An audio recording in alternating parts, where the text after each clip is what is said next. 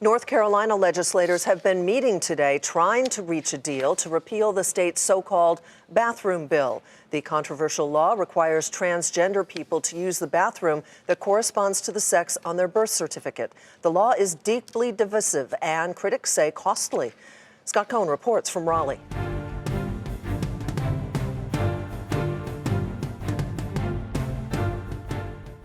The law not only drove a wedge into the state, it likely drove Republican Governor Pat McCrory from office, defeated by Democrat Roy Cooper.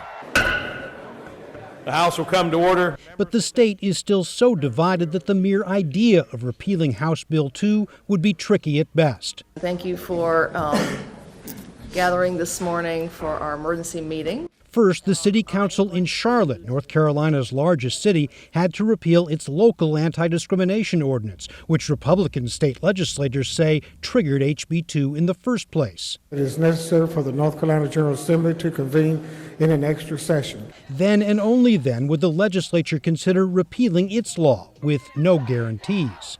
I'd like to protest that this is an unconstitutional session of this assembly. Since the law passed in March, sporting events pulled out, concerts canceled, businesses like PayPal halted expansion plans, all of which made its way to Pam Blondin's craft market in Raleigh.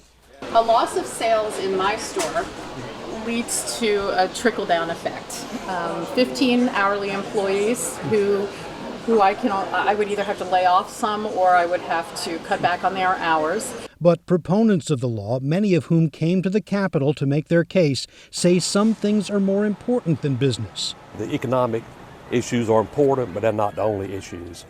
I think when the legislators make decisions, it should be take everything into consideration.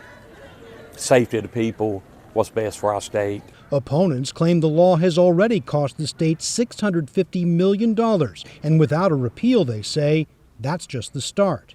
If you can't recruit, attract, and retain the best talent, if young people don't want to move to your state moving forward, if performers and NBA All-Star games are losing your state, you can't win new business relocation. You can't move forward as a state until those problems are fixed. But even without the law, North Carolina still has some of the weakest anti-discrimination protections in the country. And while it will have a Democratic governor, the incoming legislature is more Republican and less apt to change than the current one, making this state a battleground long after the election. For Nightly Business Report, I'm Scott Cohn in Raleigh, North Carolina.